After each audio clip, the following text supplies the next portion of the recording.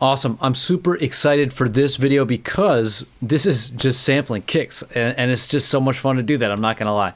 And now that we've kind of gone through everything that we really need to with understanding kicks in terms of the dynamics, so the transient and the sustain, looking at using simpler to kind of create this separation with the parallel transient layers, and then moving into the much more precise tool of the LFO tool, how we can create a transient, define a transient very precisely. We can mix that in with the dry kick, or if we want, we can completely separate the transient from the sustain of a kick in a completely coherent way using the LFO tool. That's really powerful. And now we can use all this information to actually sample kicks in a very easy way. So here I am, we're in Beatport, and I'm just gonna grab these 3 tracks and see if we can sample them. All right, we got our 3 tracks, and now we just got to sample them, basically. Just looking at this first one, though, doesn't look like it's going to be too hard. I'm just going to get it in time, actually, because right now it's a little bit out of time. So we will just change the master BPM until things are lined up a little bit more. 127, it looks like. All right, everything's lining up. Cool. All right, so what we'll do is just go ahead and take a listen. There we go. Let's listen. All right, so this first one's easy. Okay, so that's kind of a good starter, right? So we could just literally copy this, bring them down, and maybe just do like a little fade out here at the end. And we will just bring this up. And that's totally fine. I guess the question then is, what's the pitch of the kick? Okay, it looks like it's around an F. Now, sometimes it might be a little bit hard to tell, and sometimes a kick won't even really have a definite pitch. But sometimes it's helpful to leap it up an octave. So if you come over, if you double click and come into the audio editor and just transpose it up 12 semitones, we're going to turn the warp off though, so it halves its length basically. So it's going to pitch up the way that a sampler would by just playing it back at twice the speed. And sometimes that gives it a slightly more pointy presence in the spectrum analyzer. So now it's saying F sharp. Okay, so sometimes it's hard to tell what it is. Then a good thing to do then is just kind of hum along with it. So let's see. So if we go get just to see where it might just drop in better. So if I go get operator, for example.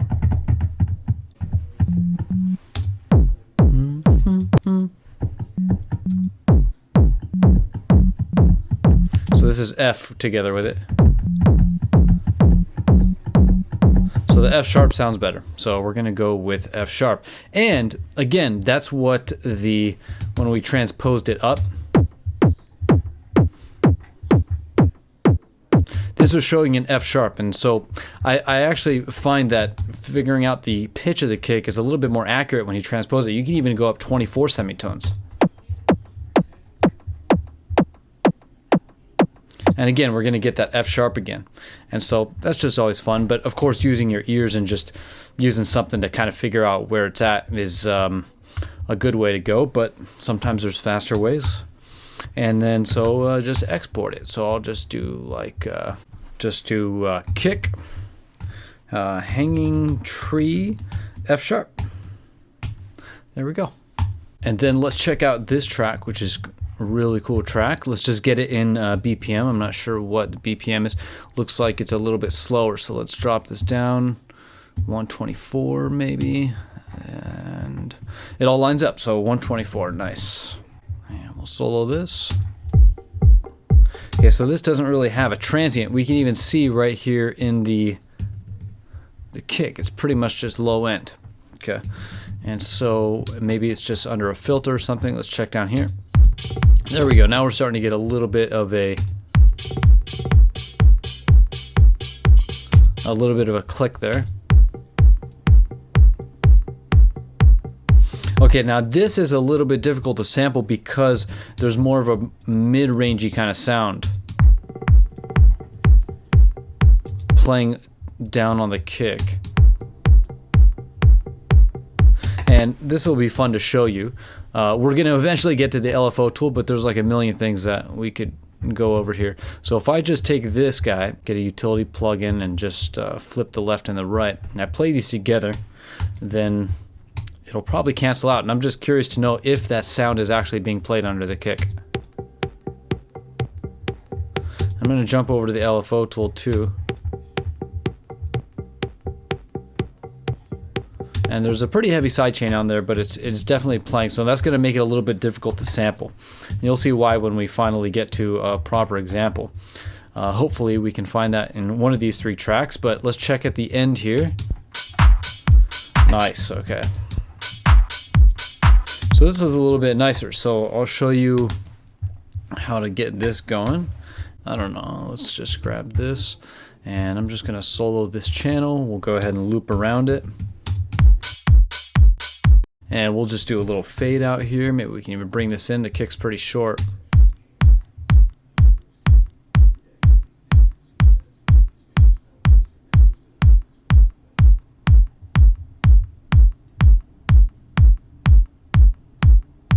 But that's fine too. That kick is totally fine just as is, right? All right, cool. So I'm just going to go ahead and consolidate it. Let's just actually get the transient a little bit more in line here. Just bring this over, maybe a little bit more. We'll just give it a tiny little fade in right there, just so there's no click. And we'll go ahead and bounce this and do the same thing. I'm gonna double click, turn the warp off. Let's jump the transposition.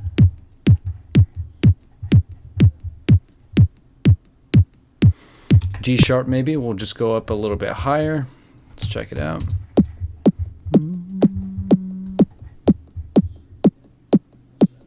Okay, let's play, let's get operator channel open so it sounds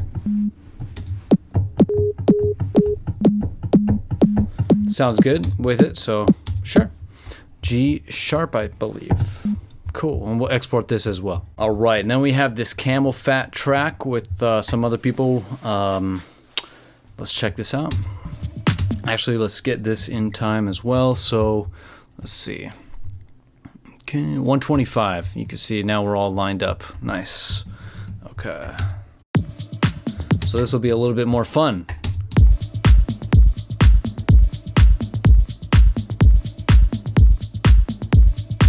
Just listening for where there might be like the cleanest to get. Obviously right there, no, right? And we have a little bit of a bass coming in. Doesn't seem like it's playing with the kick underneath there. Let's check the end.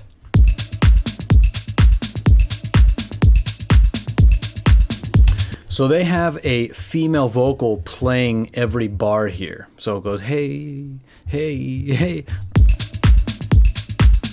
And that starts on the beat 1 here. So beat 3 is probably going to be the cleanest that we can get. So we'll go ahead and grab that guy. Drag this down, and since the kick is pretty short, we can just get rid of the excess there, the open hat and the 16th. So if we solo this channel, okay, so what we need to get rid of is this guy.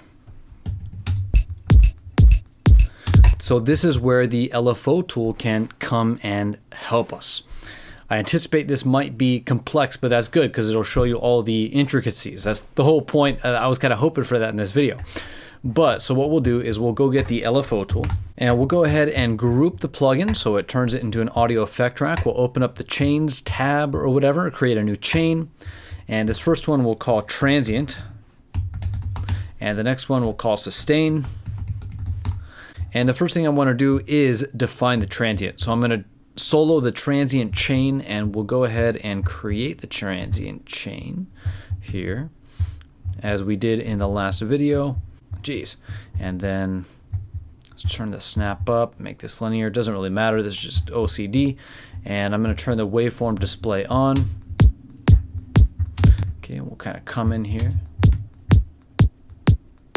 So that sounds like a pretty good transient right there. Just a nice little punch.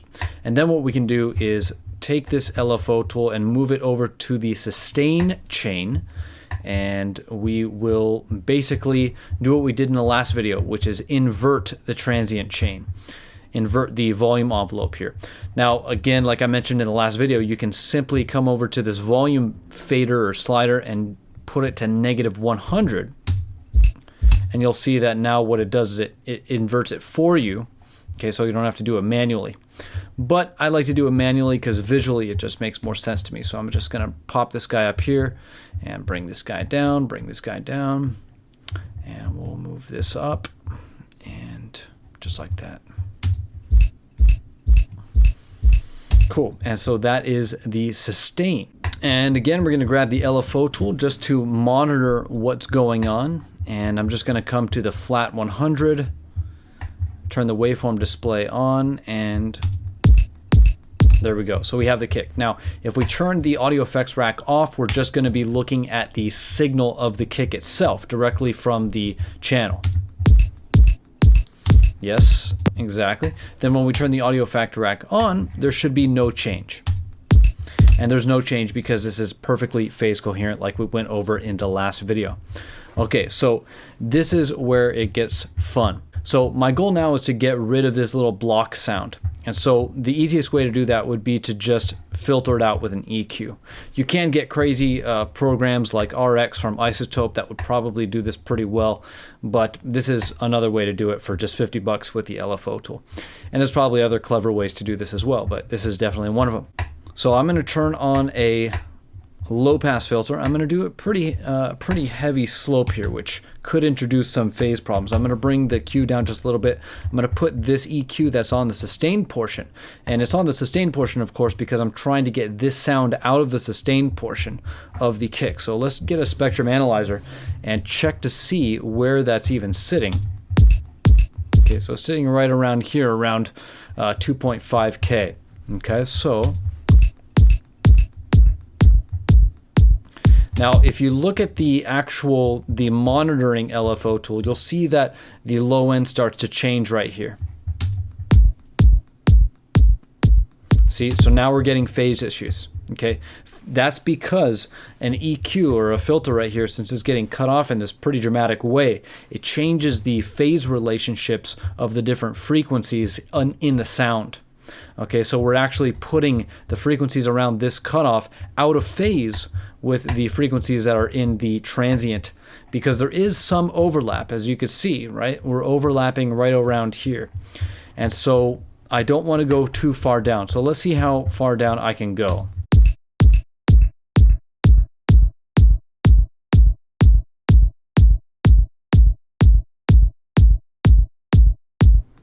Okay, so we can get down to 1K and we take out the little block sound, but there's a little sound at the end of this. Boa, boa, boa, right? And so we can try to get rid of that. Let's see where that's sitting. So this is going to get a little bit complex, but that's why this is fun. What I'm going to do is I'm going to create a new chain, and I'm going to call this chain release. We have a transient, a sustain, and a release. It's almost like an ASR envelope or something like that. So the next task is I have to try to separate the sustain from the release. So I need to define the sustain. And basically the way that I want to define the sustain envelope here is by cutting out where that sound starts to come in, okay? Where the sound that I'm trying to get rid of comes in. So if I draw this down like this, let's see if that is enough. I'm going to solo the sustain chain.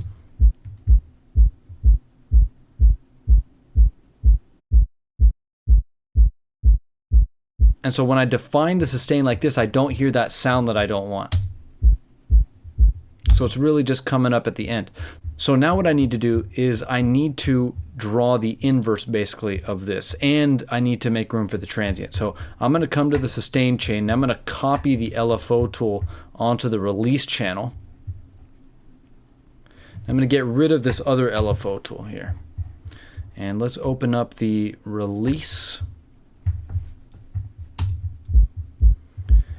And then what I'm going to do is I'm just going to draw this up draw these guys down, right? Because then it'll make room for the transient, and it'll also get out of the way of the sustain chain as well. And let's just move this over here like that. And now here we have an EQ on the release channel as well, or on the release chain. And the question is, how much can I get away with here by taking out that sound that I don't want? And so I'm going to be watching this over here to make sure I'm not causing any phase issues between the overlap of the sustain and release portions of the kick. So let's check this out.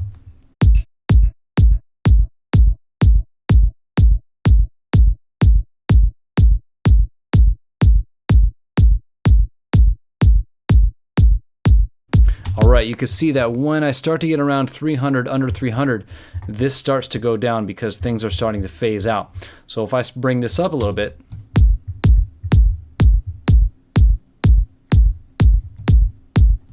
that's not that bad.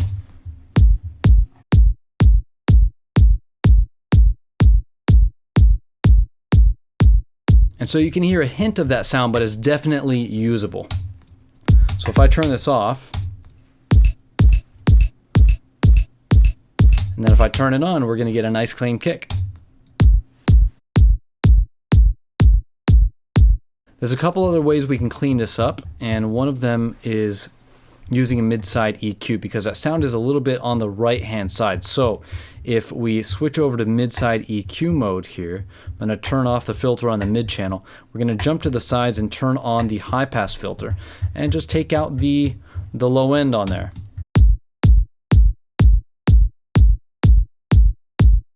Nice. So that's really good right there. That's doing a lot. Making that really clean, but we're still getting a nice kind of wider top end in the transient, which is always cool.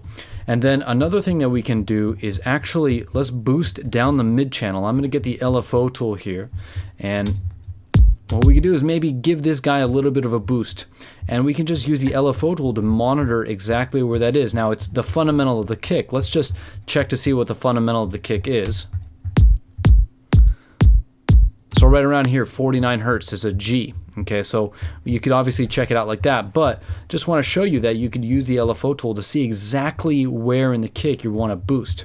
So we can just go ahead and start moving this down, and we can move it to where this starts to get boosted.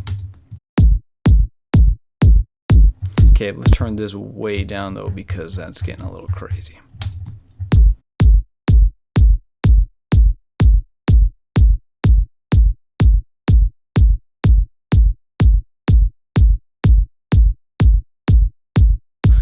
Cool. And you can start to see that different parts of the kick are going to light up when we're boosting different frequencies. So when we're at 110 Hertz about, that's going to be more getting towards the punch of the kick. All right, because a kick is a pitch envelope that goes down. But as we move down in frequency, we're going to start to see it move. We're going to start to move towards the end of the kick because we're moving towards the low frequencies.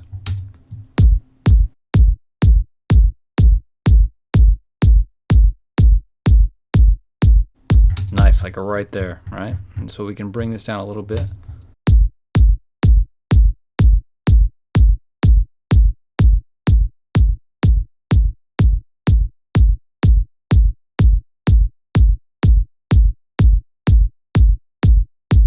And then of course, if that's clipping things a little bit, we can throw the glue compressor on here with a soft clip. Maybe give it a little bit of push.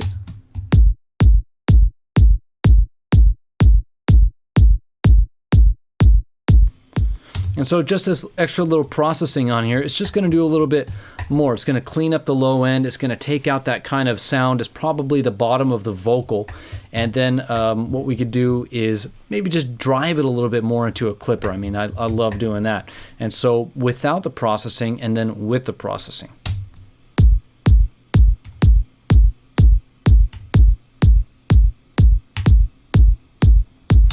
Sounds really good to me. I'm down to use that, right? And so yeah, that's it for this video. The next video that we're going to look at is what I call the Frankenstein kick rack.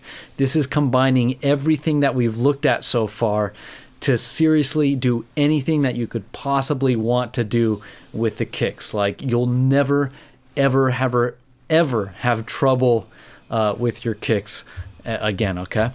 And so I'm excited for that. I hope that this video was helpful and insightful. I hope that I could probably guarantee you've never seen this before. I've never seen anybody talk about this before. But if you have any questions about this, leave them down in the comments below, and I'll see you in the next video. Butthole!